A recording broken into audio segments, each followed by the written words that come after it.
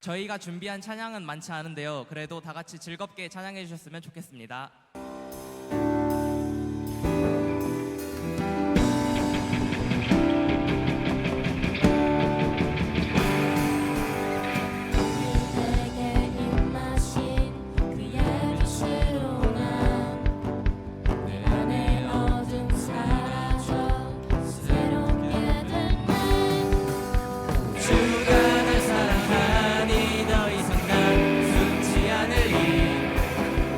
주가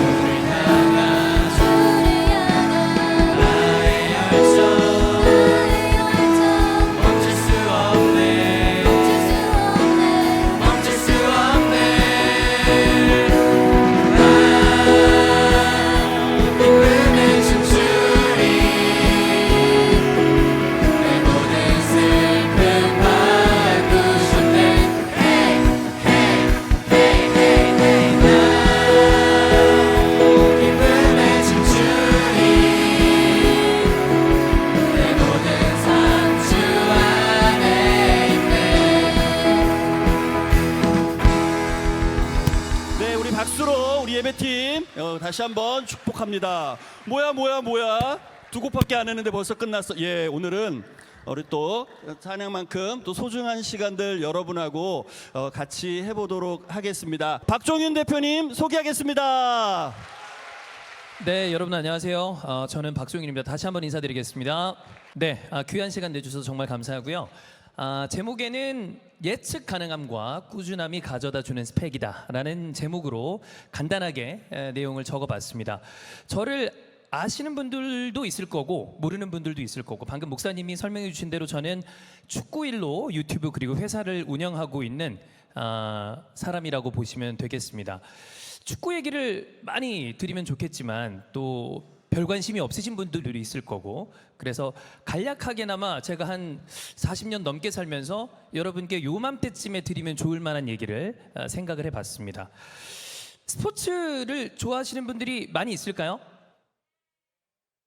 딱히 좋아하시진 않는 것 같은데, 그래도 뭐 살다 보면 스포츠를 하는 경우, 보는 경우들이 많죠. 그리고 이번 주 목요일, 금요일이면 이제 월드컵도 개막을 합니다.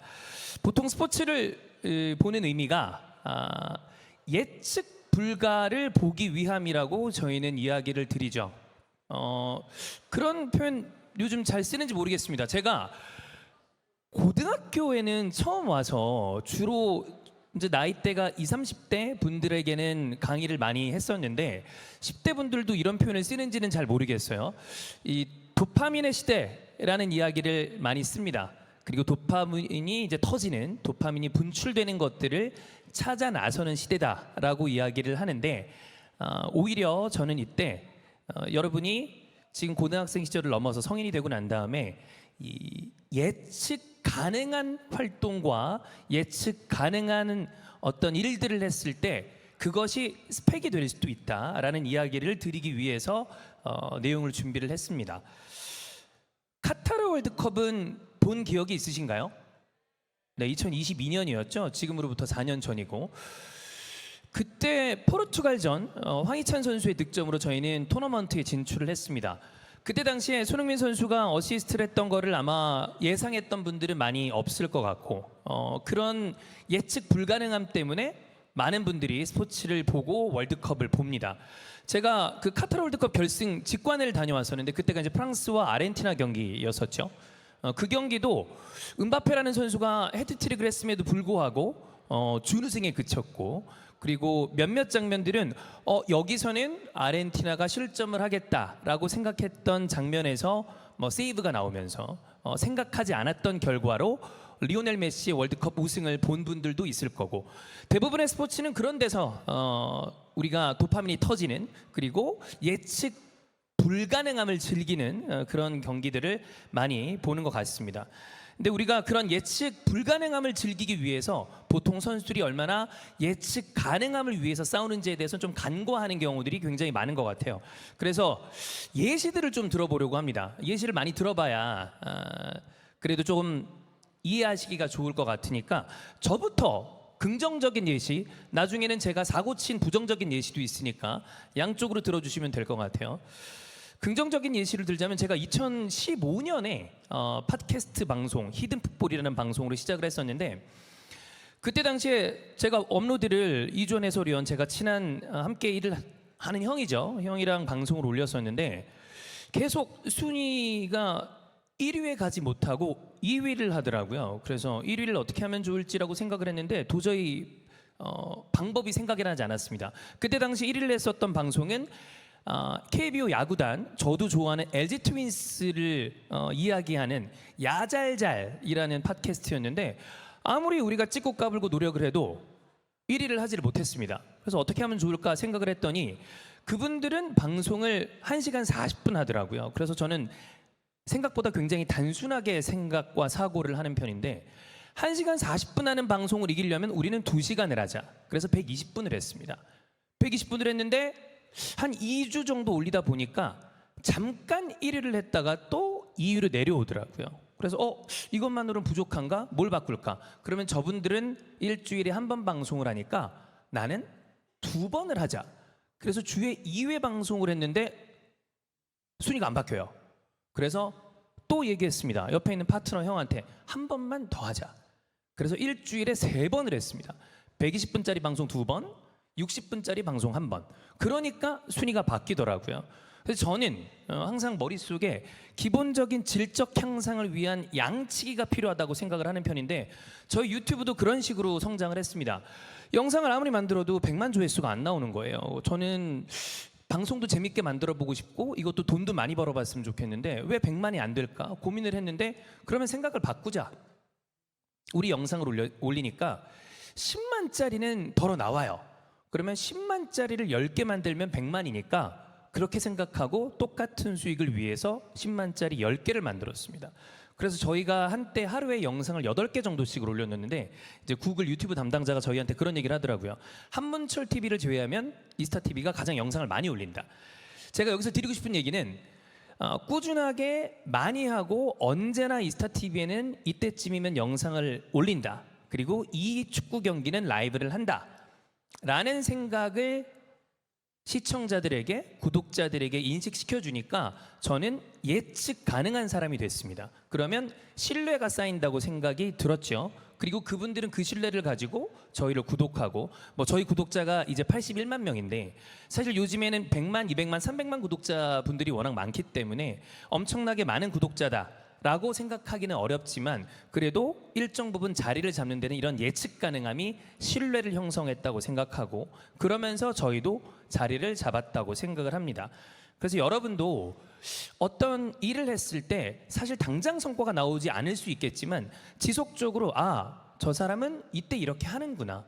저 사람은 이런 것들을 지속적으로 해서 내가 언제 이 사람을 찾아도 꾸준하게 하고 있구나라는 이미지 그리고 이미지뿐만이 아니라 본인이 그것을 쌓다 보면 사람과 사람 사이에 신뢰가 생기기 마련이고 그것들이 쌓아가는 스펙이 굉장히 좋은 시대라고 생각을 합니다. 왜냐하면 생각보다 대부분의 사람들이 그런 것들을 하지 않습니다. 저도 직원들을 채용해보고 많은 파트너들과 일을 해봤을 때 약속을 지키는 사람이 생각보다 많지 않습니다. 그래서 조금만 약속을 지키고 조금만 신뢰를 쌓아도 생각보다 본인의 크레딧, 신뢰와 신용도를 올리기가 굉장히 용이하다는 거죠. 첫 번째가 그런 예시였고요. 두 번째 한번 볼까요? 페이지를 2번 넘겨주시면 됩니다.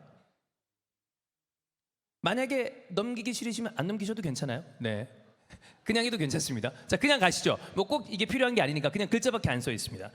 이거는 좀 축구적인 얘기긴 한데 혹시 남성분들, 남자 학생들 중에 펩 과르디올라, 맨체스터 시티 감독이었다가 이제는 떠난 그 감독은 알고 계시나요? 대부분 알고 계시는 것 같습니다. 축구를 좀 좋아하는 분들은 펩 과르디올라가 어떤 전술을 썼는지 들어보신 적 있으실 거예요. 티키타카라는 단어는 이제 팬들이나 기자들이 좀 쓰기 좋아하는 표현이라 이제는 대명사격으로 토크쇼에도 쓰이고 연인끼리도 쓰이는 단어인데 조금 더 축구적인 표현을 바꾸자면 포지션 플레이라는 단어를 씁니다. 이전에 미헬스라는 감독도 있었고 크루이프라는 감독도 있었고 후안마 리오라는 감독도 있었는데 이런 얘기는 어려우니까 집어치우고 포지션 플레이를 아주 간략하게 설명을 드리자면 그 선수의 포지션을 정하는 게 아니라 공간에 역할을 부여합니다. 그러니까 이 얘기는 뭐냐면 어떻게 얘기하면 될까요? 예를 들어 이 공간에 온 사람은 무조건 노래를 부른다. 이 공간에 온 사람은 무조건 춤을 춘다. 라는 공간의 역할을 부여하면 A라는 사람이 와도 B라는 사람이 와도 여기는 노래를 부르는 공간, 여기는 춤을 추는 공간이라는 인식이 생기죠. 그러니까 스포츠는 경기를 하다 보면 부상자가 생길 수도 있고 상대가 달라지기 때문에 어떤 사람한테 역할을 부여하기보다는 공간의 역할을 부여하는 것이 포지션 플레이의 기본적인 원칙입니다. 근데 이런 원칙이 있다 보니까 펩 과르디올라가 이끄는 팀들, 선수들 사이에는 그런 인식이 생깁니다. 우리 팀에 어떤 선수가 온다 하더라도 이 공간의 역할에 부여가 되어 있기 때문에 우리는 질서를 찾을 수 있고 그 질서 속에서 상대보다 우위를 가지기 때문에 언제나 경기에서 우위를 점할 수 있다. 그래서 이거는 좀 남자 학생들 위주의 이야기인지 모르겠지만 메잘라라거나 아니면 하프 스페이스라거나 이런 공간들에 대한 축구적인 용어를 들어보신 적이 있을 거예요. 그런 것들도 모두 다 포지션 플레이에서 기인한다라고 생각하시면 됩니다. 이 포지션 플레이 역시 예측 가능함에서 시작이 됩니다. 여기에 온 선수가 어떤 역할을 한다. 이곳에 온 선수가 어떤 역할을 한다가 부여가 돼 있기 때문에 동료들 간에는 신뢰가 생기고 그리고 다른 선수가 온다 하더라도 그 신뢰 속에서 플레이를 할 수 있는 거죠. 그리고 그 신뢰가 생기면 상대방이 오히려 교란당하기가 쉽습니다. 그래서 우리 내부의 규칙, 아까 얘기 드렸던 꾸준함과 예측 가능함은 우리 안에 신뢰가 생기고 바깥에서 우리를 볼 때 저들은 단단히 뭉쳐 있구나, 강력함을 가지고 있구나라는 생각을 할 수 있을 거라 생각을 합니다. 자, 이게 긍정적인 예시였다면 조금 전에 말씀드렸던 스포츠의 매력은 예측 불가에서 나온다라고 했는데, 우리가 보는 경기에서 예측 불가라고 하는 단어는 굉장히 짜릿함을 가져다 줍니다만, 사람과 사람 사이에서 예측 불가능함은 신뢰를 깨는 일들을 많이 가져다 줍니다. 그럼 제 예시보다는 다른 선수의 예시를 한번 들어볼게요. 제가 제 채널을 보신 분들이 있으신지 모르겠는데 항상 욕하는 선수가 하나 있습니다. 이 네덜란드의 로빈 반 페르시라는 선수인데 이 선수가 약간 배신의 아이콘 같은 선수예요. 어떤 일이 있었는지 조금 설명을 드리면, 제가 좋아하는 팀 아스달이라는 팀에 이 선수가 이적을 했습니다. 이적을 해서 플레이를 하는데 매번 부상을 당합니다. 부상을 당해서 언제나 시즌의 절반 정도는 쉬어요. 그러니까 팬들 입장에서는 답답하죠. 신뢰가 쌓이기가 어렵습니다. 잘할 만하면 부상을 당해서 그라운드에 떠나 있고, 조금 더 적응을 해서 잘한다 싶으면 역시 또 부상을 당하고, 그런데 신뢰를 쌓아가기가 굉장히 어려운 선수이기 때문에 이 팬들 사이에서는 좀 불신이 있었죠. 근데 이 선수가 시간이 지나다 보니까 부상이 좀 잦아들고 굉장히 좋은 플레이를 하기 시작했습니다. 근데 그 팀에 오래 있었던 선수고, 그리고 부상을 이제 당하지 않으니까 팬들도 응원을 보내고 신뢰를 쌓았고, 그러다 보니까 주장을 채웠습니다. 주장 완장을 채워줬어요.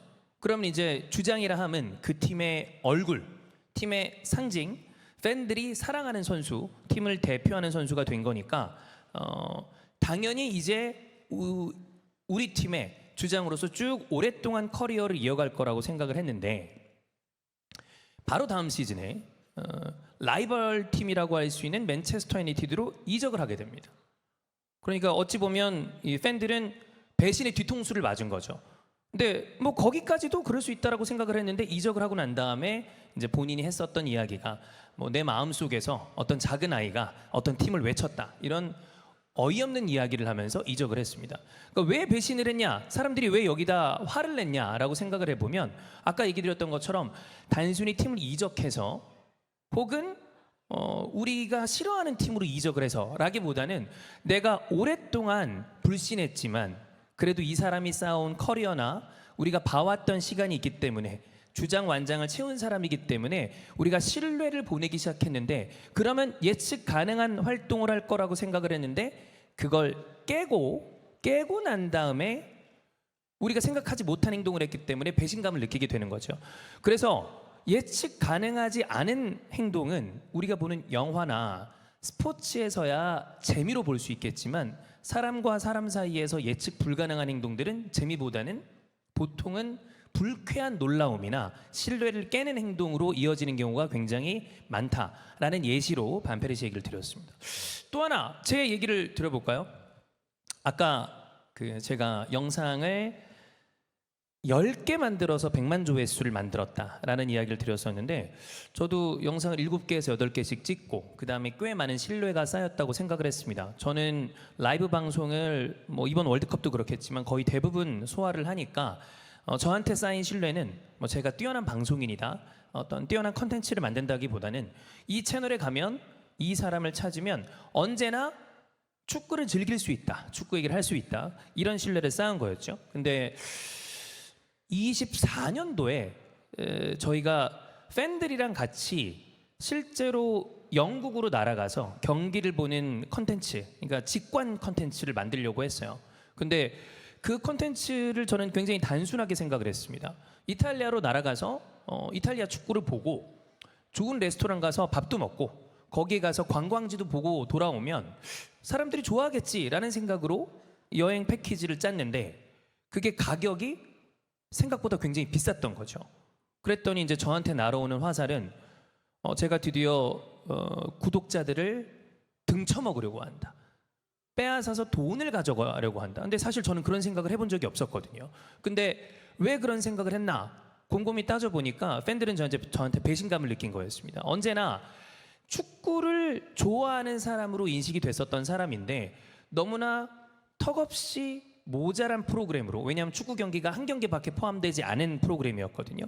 당연히 4-5경기 이상을 보고 열심히 함께 응원을 하고 올 거라고 생각을 했는데 생각지 않은 레스토랑에 간다고 하고, 그 다음에 꼬모 호수 관광지를 보고 온다고 하고, 저희 팬들의 니즈랑 전혀 맞지 않는 프로그램을 짜다 보니까 저희가 그때 순간적으로 2만 명 정도 구독자도 빠졌었고, 저는 그때 결혼식을 앞두고 있었는데 방송을 한 달간 쉬었어요. 제가 음주운전이나 마약을 한 건 아니지만 팬들에게 배신감을 줬기 때문에 방송에서 자숙할 수밖에 없었던 거죠. 그러니까 그 역시 이 사람은 예측 가능함이라는 신뢰를 쌓아둔 사람이었는데 너무나 예상하지 못한 행동을 하고, 그리고 저도 그때 당시에 내가 이런 잘못을 했구나라고 생각을 하고 빠르게 사과를 하고 수습을 했어야 되는데 그게 아니라 왜 나를 믿어주지 못하지? 내가 이런 생각으로 한 게 아니라는 걸 뻔히 알 텐데 왜 이렇게 나쁘게만 생각을 할까라는 기저에 깔린 생각을 하다 보니까 팬들도 좋게 반응하지 않았던 것 같습니다. 그래서 좀 정리를 해보자면 예측 불가능함은 보통 굉장히 큰 도파민을 분출하면서 우리에게 짜릿함을 줍니다. 그건 확실한 것 같아요. 이번 월드컵에서도 그런 것들을 바라는 분들이 많을 거고, 꼭 스포츠 이벤트뿐만이 아니라 우리가 좋아하는 드라마나 다양한 컨텐츠를 즐길 때도 예측 불가능함이 주는 짜릿함은 굉장히 크다고 생각을 합니다. 그러나 그런 자극은 보통 오래 가지는 못하고 사람을 머무르게 하지는 못하는 편입니다.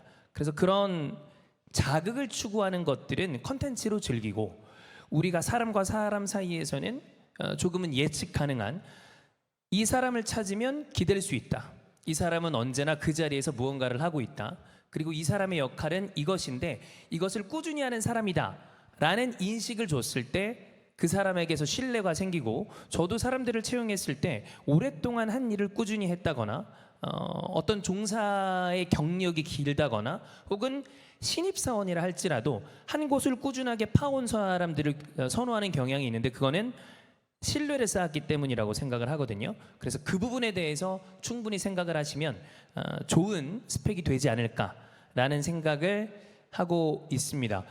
자, 이렇게 예측 가능함과 신뢰에 대해서 이야기를 드렸었는데 조금 더 지금 저희 학생분들이 고1 분들이 맞나요? 2학년이 맞나요? 비슷한 것 같네요. 네, 그러면 제가 축구를 좋아했을 때가 고1이었어요. 그러니까 여러분이랑 비슷한 나이였는데 그때가 2001년도였습니다. 여러분은 태어나시기 전이죠. 네, 고1이 2001년도였고 고2 때가 2002년도였었는데 그때 얘기를 잠깐만 하도록 하겠습니다. 제가 4가지 이야기를 드리려고 하는데 빠르게 키워드만 정리하겠습니다. 여러분이 추후에 당장 취업 걱정을 하시진 않을 거고 진학 걱정을 하시진 않을 것 같습니다만, 그래도 제가 생각했을 때 4가지를 잘 생각하시면 하시는 일에 도움이 되지 않을까라는 생각으로 총 4가지를 말씀을 드릴 건데, 1번 무조건 덕질을 해라가 첫 번째입니다. 어떻게 받아들이실지 모르겠는데 제가 최근 들어서 느끼는 사회의 어떤 업황, 현황은 제너럴리스트보다는 스페셜리스트를 좋아하는 시대인 것 같습니다. 조금 풀어서 말하겠습니다. 모든 영역에서 두루두루 조금씩 영향력이 있고 능력이 있는 사람보다 하나를 뾰족하게 잘하는 사람, 스페셜리스트를 좋아하는 편입니다.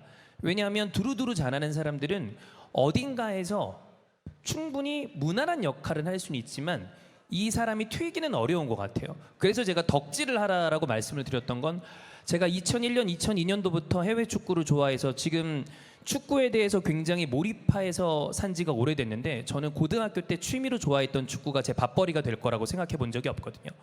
근데 그냥 조금 좋아하는 거 말고 본인이 좋아하는 거에 그게 꼭 공부는 아니어도 된다고 생각을 합니다. 공부가 좋은 분들은 공부를 하는 거고 다른 분야가 좋을 수도 있겠죠. 다만 깊게 빠지는 덕질을 했을 때 그것이 충분히 본인의 진로가 될 수 있는 세상이 됐다라고 저도 판단을 하니까 덕질은 무조건 좋은 일이다라고 생각을 한다. 그것이 나중에 나의 커리어에 큰 도움이 된다라는 이야기를 첫 번째로 드리고 싶고요. 자, 두 번째는 우선순위를 정하라는 건데, 보통 어떤 일을 할 때 우선순위를 설정을 아마 해보신 경험이 많지 않을 가능성이 클 것 같아요. 근데 그게 어떤 일이든 간에 한번 적어보시면서 내가 지금 가장 먼저 해야 되는 게 어떤 거인지 생각해보는 일은 반드시 중요합니다. 제가 목사님께서 오늘 강의를 부탁하셨을 때 어떤 걸 하면 좋을까라고 생각했을 때 뭘 제일 먼저 정했냐면, 강의 내용보다 중요한 건 여기에 제 시간에 도착하는 거거든요. 그래서 우리 집에서 이곳 교회까지 얼마나 걸리는지를 처음에 체크했고요. 그 다음에 두 번째, 이때 도착하려면 몇 시까지는 준비를 해야 된다라고 생각을 했고, 그 다음에 강의 교환을 준비하고, 그리고 오늘 아침에 몇 시에 일어나는지에 대해서 준비를 했습니다. 강의 교환이 3순위를 얘기를 하는 게 아니라 어떤 일을 하든 간에 내가 어떤 식으로 접근하는지 우선순위를 생각하지 않으면 보통 그 일이 추진이 안 되더라고요. 그게 공부가 됐든 취업이 됐든 우선순위 설정하는 버릇을 지금부터 들여놓으시면 나중에 일할 때 정말 큰 도움이 될 거라고 생각을 합니다. 저도 직원들한테 어떤 일을 시켰을 때, A라는 일을 시켰을 때 우왕좌왕하는 경우가 정말 많아요. 근데 우선순위를 설정하는 버릇이 있으면 이걸 먼저 해야 되고, 그 다음이 이게 돼야 되고, 그 다음 순위가 이 일이라는 거를 머릿속에 한 번만 생각을 하면 훨씬 더 적은 노력으로 좋은 성과를 낼 수 있기 때문에 어떤 일을 하시든 간에 우선순위는 설정을 해라. 이 얘기를 두 번째로 드리고 싶고요. 자, 세 번째로 드릴 얘기는 데드라인을 정해라입니다. 이것도 아마 많이 들어보셨을 수도 있을 것 같은데, 이거는 고1, 2 학생분들에게 적합한 얘기인지는 모르겠지만 저는 지금 나이라면 충분히 알아들으실 수 있을 거라고 생각을 해요. 무슨 얘기냐? 아무리 해도 안 되는 게 있습니다. 조금 가혹한 얘기일지 모르겠지만 제가 살아보니 그런 것 같아요. 제가 아무리 예를 들면 배우가 되고 싶다고 해서 배우로 노력을 해도 안 되는 건 안 되더라고요. 그러면 안 해보고 끝내면 섭섭하고 미련이 남으니까 데드라인을 정하는 게 필요하다고 말씀을 드렸습니다. 예를 들어 어떤 학생이 나는 커서 저 같은 스포츠 캐스터가 하고 싶다라고 생각을 하셨다면 3년 정도를 정하는 거죠. 예시입니다. 3년 동안 해보고 나는 3년간 안 되면 대신 물론 최선을 다해야 되겠죠. 충분히 최선을 다한 다음에 3년이나 했는데 안 됐다? 그러면 과감히 포기하는 것도 굉장히 인생에 중요하다. 모든 것을 내가 될 수 있을 거라고 매달리는 거는 추후에 내가 나중에 시간 낭비를 하지 않았나 라는 생각이 들 수도 있기 때문에 데드라인을 꼭 정하실 필요는 있습니다. 데드라인까지 최선을 다한다는 보장만 있다면 내가 이 일을 이때까지 해보고 만약 그게 성공하지 못한다면 그 다음으로 넘어가야지라는 생각은 반드시 하시는 게 중요하다라는 얘기를 세 번째로 드렸습니다. 자, 첫 번째는 덕질을 해라. 두 번째는 우선순위를 정해라. 세 번째는 데드라인을 정해라. 그리고 네 번째 말씀드리겠습니다. 저는 이 이야기를 좀 강조를 드리는 편인데 아까 했던 얘기에 조금 스며들어 있다라고 생각하시면 됩니다. 정량화를 해라 라고 말씀을 드리는데 그거는 어떤 얘기로 받아들이시면 되냐면, 보통 사람들이 어떤 일을 하거나 혹은 뭐 공부를 하거나 어떤 행동을 했을 때 정성적인 이 이야기를 많이 합니다. 나 열심히 했어. 최선을 다했다. 할 만큼 했다. 근데 이 정성적인 평가는 추후에 성인이 되신 다음에 그 누구도 알아주지 않습니다. 예를 들면 제가 스포츠캐스터 아나운서를 준비했을 때 뭘로 증명을 했어야 되냐면, 열심히 했어? 중요하지 않습니다. 대신에 사설이나 칼럼을 몇 장 필사해 봤어?로 논작 공부의 양을 측정을 했거든요. 그러면 저는 항상 얘기했습니다. 하루에 5개 했다. 10시간이 걸리든 24시간이 걸리든 하루에 10개를 내서 열흘 동안 100개를 채우면 그게 정량적으로 본인 능력으로 쌓이는 거지, 열심히 했다, 최선을 다했다, 할 만큼 했다, 이 정도는 했어라는 이야기는 어떤 것도 증명되지 않는다. 시간으로 승부를 보는 것이 아니라 내가 측정할 수 있는 양으로 정량화를 하셔야 그게 본인의 스펙이 되고 본인의 능력이 되고 추후에 다른 사람들이 알아줄 만한 어떤 스펙이 되니까 아까 전에 말씀드렸던 신뢰 가능함, 예측 가능함은 사람과 사람 사이의 스펙이라고 한다면 본인들이 나아가고자 하는 진로나 어떤 부분에 대해서는 정량화할 수 있는 포인트를 꼭 만드시는 게 필요하다라는 얘기를 드립니다. 뭐 다른 예시를 마지막으로 하나만 들어볼게요. 제 동생이 지금 공군 장교로 있는데 운동하는 걸 굉장히 좋아합니다. 근데 이 동생이 어떤 식으로 운동을 했는지를 잘 보면 본인은 어떤 걸 먹고 뭐 어떻게 운동하는지 아무리 봐도 잘 모르겠다 하더라고요. 근데 그거 하나만 생각을 했대요. 내가 하루에 푸시업을 10개 할 수 있는 몸과 1000개 할 수 있는 몸의 차이가 있을 것이다.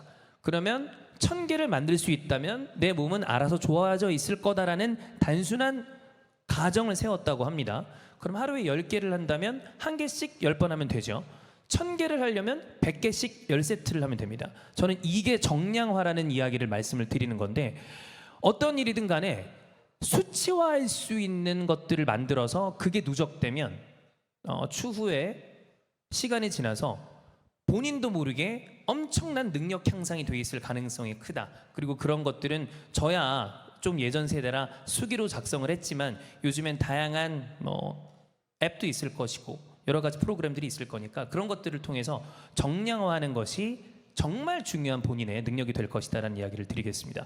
자, 정리하면 사람과 사람 사이에서는 도파민이 최고가 아니니 예측 가능함을 꾸준하게 쌓아서 신뢰를 쌓는 것이 정말 중요하며 본인이 하려고 하는 일에 대해서 꾸준하게 파고드는 덕질 그리고 우선순위를 정하는 거 그리고 데드라인을 정하고 어떤 것에 너무나 매몰되지는 않고 중요한 순간에 다음으로 넘어갈 수 있는 결단력 그리고 그 일을 할 때 정량화시켜서 그것들을 수치화 환산할 수 있는 것들을 내 스펙으로 가져가시는 것이 가장 지금은 조금 와닿지 않을 수도 있겠지만 저 사람이 나중에 생각했을 때 이런 것 때문에 이런 말을 했었구나 라고 한 번쯤은 생각해 보실 만한 그런 일이 되지 않을까 해서 이렇게 간략하게 이야기를 준비해 봤습니다. 간략하기라고 했는데 벌써 20분이 좀 넘은 것 같네요. 네, 이 정도로 제가 준비한 이야기는 마무리하면 좋을 것 같고 사실 질의응답을 받는 시간을 저는 굉장히 좋아합니다만